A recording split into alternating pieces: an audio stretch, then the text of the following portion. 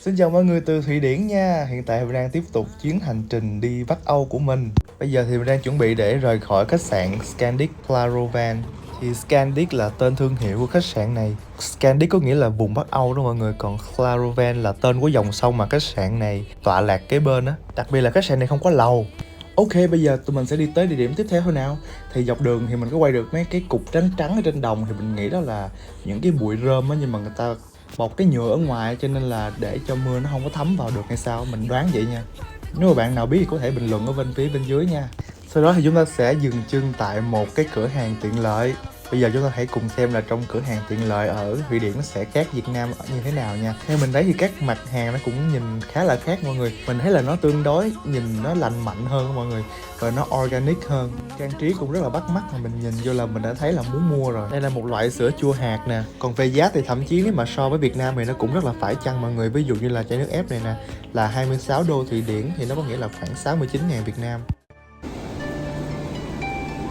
Và chúng ta đã tới địa điểm tham quan đầu tiên của ngày hôm nay, chính là lâu đài cổ Örebro. Khi mới nhìn thấy lâu đài này thôi là lòng mình đã choáng ngợp với vẻ đẹp của nó rồi. Một vẻ đẹp rất là cổ kính. Bây giờ hãy cùng mình tìm hiểu về nó nhé. Giữa lòng thành phố Örebro hiền hòa của Thụy Điển có một tòa lâu đài trầm mặc soi bóng xuống dòng sông Swarton. Đó là lâu đài cổ Örebro, một chứng nhận lặng lẽ của hơn 700 năm lịch sử. Từ xa, tòa lâu đài như bước ra từ một trang cổ tích châu Âu, với những tháp vòm rêu phủ, tường đá xám cổ kính và chiếc cầu đá bắc ngang dòng nước trong veo. Nơi đây từng là pháo đài quân sự, là nơi lui tới của các vị vua, hoàng hậu và cả những cuộc tranh đấu quyền lực. Nhưng hôm nay, Örebro Castle lại hiện lên dịu dàng hơn, như một người già kể chuyện, mang trong mình hơi thở của thời gian, nhưng luôn mở lòng đón bước chân người đến, dạo bước trong sân lát đá, ngắm những bức tường đá thô cứng nay đã mềm đi trong nắng chiều. Ta dễ dàng cảm nhận được vẻ đẹp sâu lắng của một nơi không chỉ là di tích mà còn là ký ức, là hồn cốt của cả một vùng đất. Với người Thụy Điển, lâu đài Örebro không chỉ là niềm tự hào mà còn là biểu tượng của sự bền bỉ, rằng dù qua bao đổi thay, có những điều vẫn còn mãi với thời gian. Lô thuyết minh từ nãy tới giờ mà mình đã ra khỏi lâu đài Örebro rồi. Và hiện tại thì mình đang đi ngang một cái cây táo này á, nó rất là sum xuê luôn, nó đầy trái luôn. Vậy mà không có ai ăn hết đó các bạn.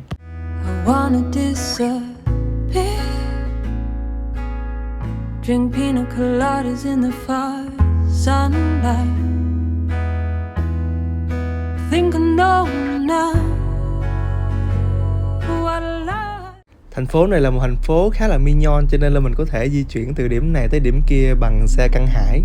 Thì đây là địa điểm tiếp theo của chúng ta. Các bạn thân mến, chúng ta đang đứng trước một trong những công trình thiêng liêng và lâu đời nhất của thành phố Örebro. Đó là nhà thờ Thánh Nicholas, hay còn gọi là San Nicolae Kirka. Nhà thờ này được xây dựng từ đầu thế kỷ 13, nghĩa là đã hơn 700 năm tuổi rồi đó. Có lẽ điều đặc biệt nhất ở đây không phải là kiến trúc Gothic cổ điển, mà chính là cảm giác bình yên rất lạ mà nơi này mang lại. Ngay cả khi các bạn không theo tôn giáo nào thì chỉ cần bước vào trong, ngồi lặng yên một chút, hít thở sâu là tự nhiên thấy lòng mình nhẹ lại. Những ngôi kính màu mà các bạn nhìn thấy kia, mỗi bức là một câu chuyện, một hình ảnh được chạm khắc bằng ánh sáng. Và vào mỗi buổi sáng, khi mặt trời chiếu qua, cả không gian như được nhuộm bằng màu của đức tin, hy vọng và tình người. Với người dân Örebro, nhà thờ Thánh Nicholas không chỉ là nơi để cầu nguyện, mà là nơi để lưu giữ ký ức, là nơi họ tổ chức đám cưới, lễ rửa tội cho các em bé mới sinh và cả những giây phút tiễn biệt người thân. Một đời người, rất nhiều cột mốc đều có bóng dáng của nhà thờ này hiện diện.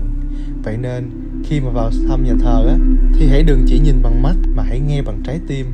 Biết đâu trong không gian cổ kính này, mọi người chúng ta lại tìm thấy một khoảng lặng rất riêng cho mình thì sao?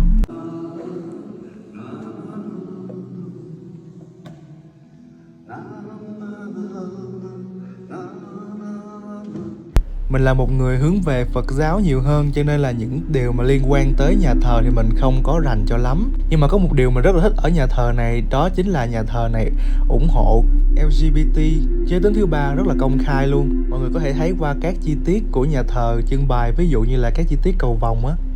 Điều này là một điều mà mình thấy là nó trái với lại một số nhà thờ khác đó mọi người. Bởi vì nếu mà mình không nhầm thì ở trong đạo Cơ Đốc hoặc là đạo Chúa thì người ta xem tình yêu đồng giới là một điều gì đó rất là sai trái. Tuy nhà thờ này là nhà thờ đạo Tin Lành, nhưng mà mỗi nơi cũng sẽ có những quan điểm riêng. Đây là cái giá nến nè, xung quanh là các quả cầu màu tượng trưng cho các hành tinh á. Các bạn có thể thắp nến trắng lên. Cái chỗ này rất là dễ thương nè, chỗ đọc sách nè. Còn đây là một cái bàn lễ rửa tội, nó thường dùng để rửa tội cho trẻ sơ sinh hoặc là những người mới tin đạo á. Ở bên trong có để một con gà bông tạo cảm giác rất là gần gũi. Xung quanh cái bàn rửa tội còn có dòng chữ là hãy làm phép rửa tội cho họ, nhân danh Cha, Con và Thánh Linh nữa đó mọi người. Hy vọng mọi người đã có thêm một chút kiến thức sau khi tham quan nhà thờ nha. Ở Örebro mình cứ nghĩ là yên bình nhưng thật ra người ta đang biểu tình nè mọi người, quá sợ luôn. Cảnh sát tới luôn nè mọi người. Kìa, bị cảnh sát trấn xuống kìa. Mình không biết là người ta biểu tình vụ gì nữa, nhưng mà mình thấy chỗ này có cái chợ trời đẹp quá nên là mình đứng quay luôn. Tiếp theo chúng ta hãy cùng mình dạo quanh một chiếc công viên rất là xanh mát ở Thụy Điển nha mọi người. Bởi vì sau đó thì chúng ta sẽ có một tiết mục ăn trưa rồi. Nên là ý tưởng đi tập thể dục thì nó cũng không quá là tệ đúng không mọi người. Với lại cái màu xanh của công viên này khiến cho mình không thể nào cưỡng lại được, cho nên là mình phải đi vòng vòng hóng mát thôi và cảm nhận cái sự trong lành này mà ở Việt Nam mình hiếm khi có được. I see your lips, the summer kisses.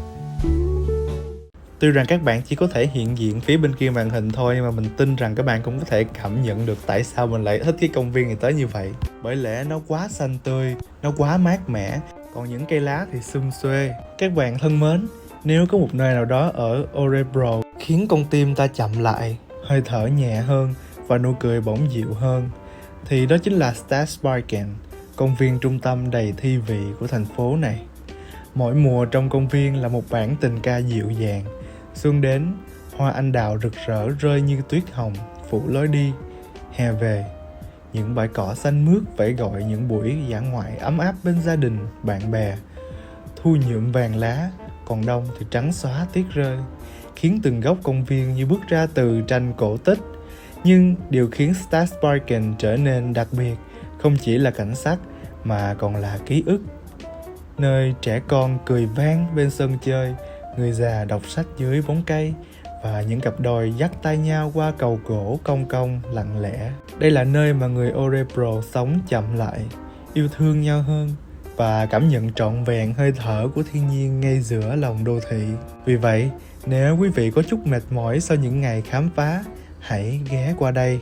Không cần làm gì cả, chỉ cần ngồi xuống, hít một hơi thật sâu và để Stadsparken ôm lấy mình bằng sự dịu dàng của thiên nhiên Thụy Điển.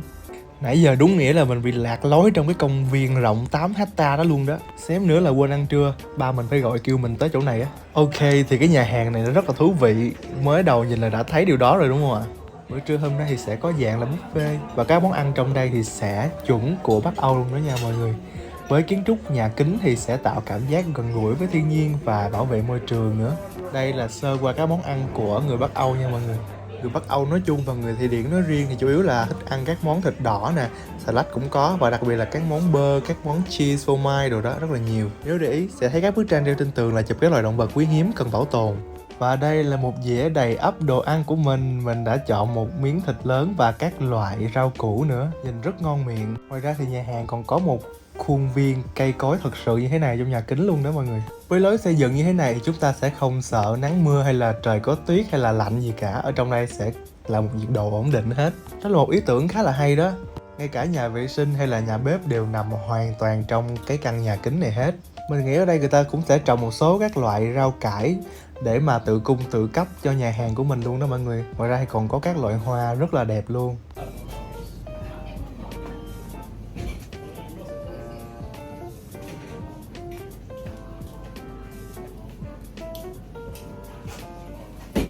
Maybe I can't live to love you as long as I want to.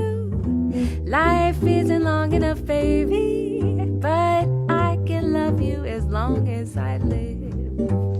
Bông đẹp gì không nở nào bứt hết trơn. Maybe I can't give you diamonds and things like I want to, but I can promise you, baby, I'm gonna want to as long as I live.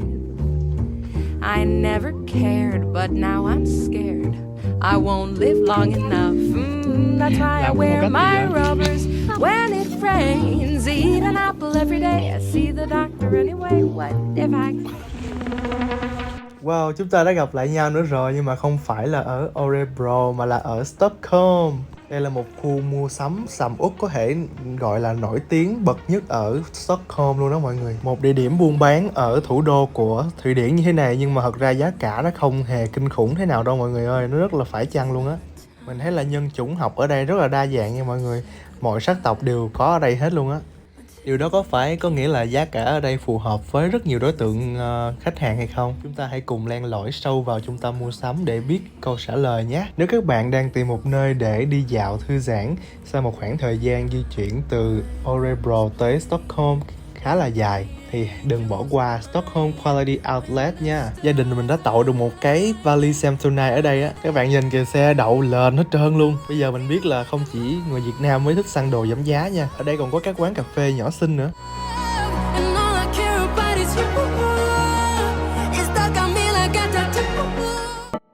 Và địa điểm tiếp theo của chúng ta ẩn mình bên hồ nước tĩnh lặng phía tây của Stockholm. Drottningholm hiện lên như một giấc mơ hoàng gia còn dang dở. Không chỉ là nơi ở của hoàng gia Thụy Điển, cung điện này còn là một thế giới của ánh sáng, nghệ thuật và những câu chuyện cổ xưa còn vương trong từng phiến đá, ô cửa và khu vườn tuyệt mỹ. Drottningholm theo tiếng Thụy Điển có nghĩa là đảo của nữ hoàng, được xây dựng vào thế kỷ 17, dành tặng cho một nữ hoàng.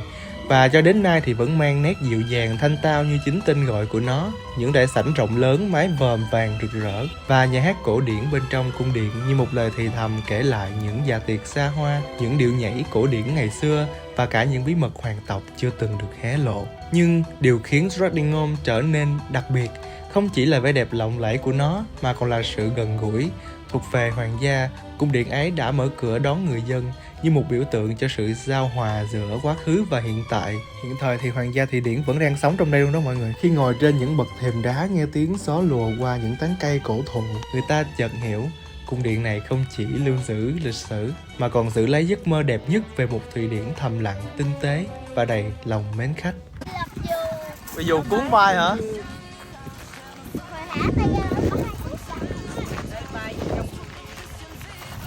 Sao mà nghiêng mặc cái áo để nổi cái này ghê luôn á. Vai đi, vai đi.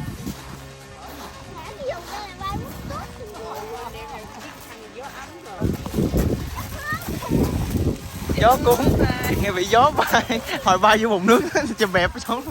Ở Thụy Điển người ta cũng chạy xe máy luôn này nha, có quay lại là bằng chứng rồi.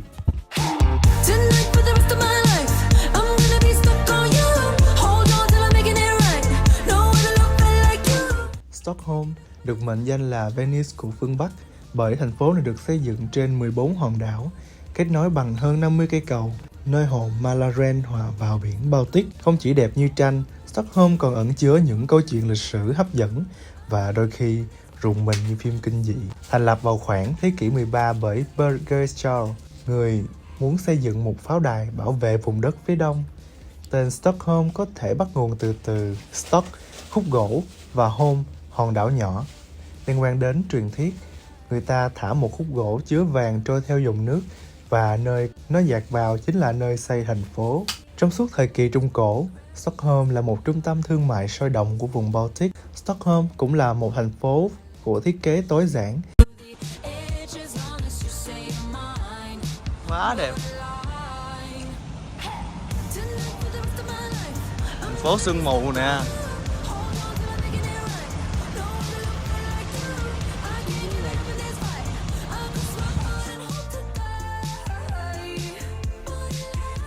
Và địa điểm tham quan chính thức tiếp theo chính là tòa thị chính Stockholm. Mình rất thích cái cách mà người ta cho cây cối tự do mọc lên các bức tường như thế này nè, nhìn rất là đẹp luôn. Nằm ngay bên dòng nước lặng lẽ của hồ Mälaren, Stockholm City Hall không chỉ là một tòa nhà hành chính mà còn là một biểu tượng sống động của thành phố này. với lớp gạch đỏ rực rỡ, tháp chuông cao vút và phong cách kiến trúc Bắc Âu vừa cổ kính lại vừa hiện đại. Nơi đây như gói trọn tinh thần của người Thụy Điển, giản dị, bền bỉ và đầy tự hào. Có thể bạn sẽ bất ngờ khi biết tòa thị chính này không xây bằng đá cẩm thạch sang trọng, mà hoàn toàn bằng hơn 8 triệu viên gạch đỏ thủ công. Và dù vẻ ngoài nghiêm trang là thế, bên trong lại là nơi tổ chức những bữa tiệc lộng lẫy nhất thế giới, dạ tiệc Nobel danh giá sau lễ trao giải diễn ra chính tại đây, trong đại sảnh xanh, nơi thật ra không hề có màu xanh như tên gọi. Một điểm đặc biệt khác là căn phòng vàng, nơi tường được trang trí bằng hơn 18 triệu mảnh kính và vàng lá. Ở đó, bạn sẽ thấy hình ảnh của nữ hoàng hồ Malaren, đại diện cho Stockholm, ngồi uy nghi, hai tay vươn ra ôm cả đông lẫn tây, như một thông điệp về sự kết nối toàn cầu của đất nước nhỏ bé này. Nhưng có lẽ điều khiến nơi đây đặc biệt nhất chính là cảm giác. Nếu có cơ hội đứng trên tháp chuông cao 106 mét, nhìn toàn cảnh Stockholm với mái ngói đỏ, nước xanh biếc và những chiếc thuyền lững lờ trôi, bạn sẽ thấy thời gian như chậm lại giữa nhịp sống hiện đại.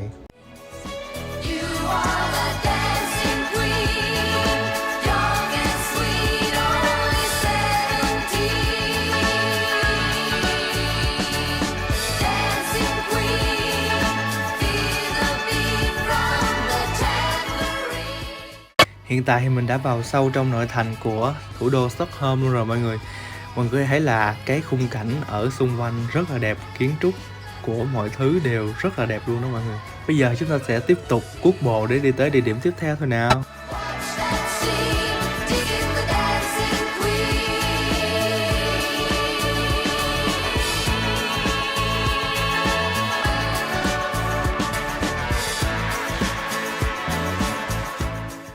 Hình như là lại có một vụ ẩu đả hay là biểu tình gì đó nữa, mình không có biết nữa, nhưng mà mình thấy cái gì đó rất là đông ở đây. Có khi nào một giấc mơ về một Thụy Điển yên bình của mình đã bị vỡ mộng rồi không? Hoặc cũng có thể ở đây đang có một cái lễ hội gì đó nên là mọi người tụ tập rất là đông mà mình đã hiểu nhầm chẳng hạn, rất là đông luôn.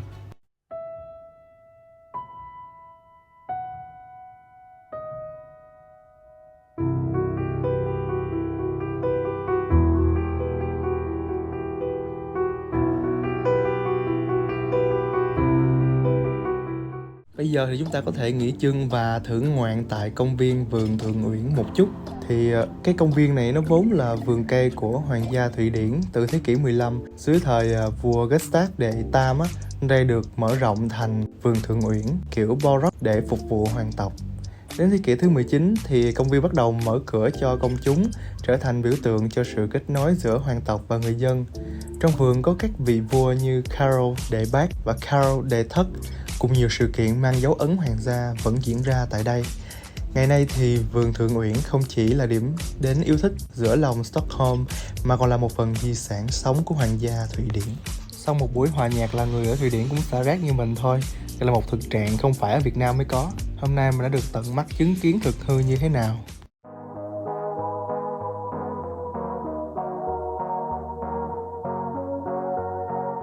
Tiếp theo mình đã được đưa tới một địa điểm tuyệt vời hơn nữa, đó chính là quảng trường cảng lúa mạch để mà dùng buổi tối.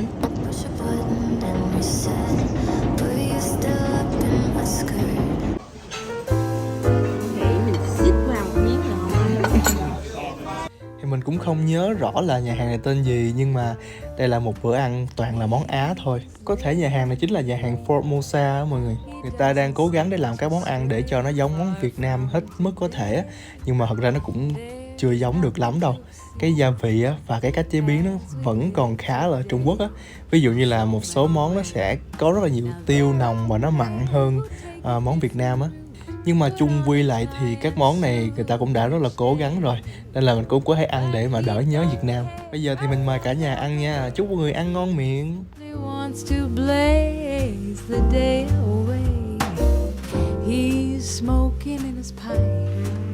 He doesn't call his man or make a plan. He says he's working on his craft. He doesn't know how long. Mình để thấy cái món này là lúc nào cũng có trong nhà hàng người Hoa nè mọi người, đó là món cá phi lê, ăn rất là dễ.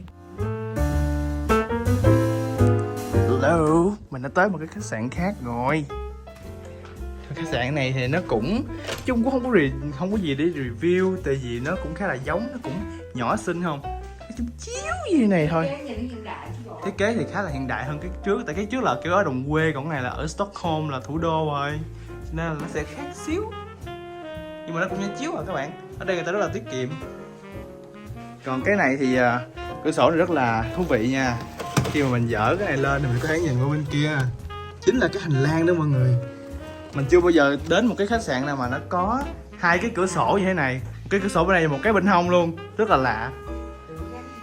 Ở đây có máy lạnh nữa nha. Rồi ở đây thì sẽ có cái này là cái này thì mình không thấy ở mấy cái sạn khác nha, chưa bao giờ thấy. Đó là cái cầu dao gì đó. Ở đây thì có tủ nữa nè. Nói chung là thiết kế người ta rất là tối giản, mà nhìn nó cũng không có hề tệ tí nào ha. Đúng rồi, ở đây người ta cho mình đèn rất là ít mọi người, chỉ có những cái đèn vàng vàng mờ mờ thôi, không bao giờ bật đèn sáng lên được. Đa số các khách sạn ở đây đều như vậy. Chỗ này chỗ móc với đồ nè. Đó, nhà tắm. Cửa nhà tắm thì giống như là cái tàu vũ trụ của phi hành gia vậy đó. Vô đây, nhà tắm thì ở đây xe cũng tương tự như những cái chỗ khác, nhưng mà nó chỉ khác một chút xíu thôi. Và đặc biệt ở đây cũng không có bàn chải hay là có dao cạo râu, cũng không có gì hết. Nó rất là tối giản luôn, người ta rất là tiết kiệm. Bồn cầu thì có những nút xả cũng tương tự những cái khác.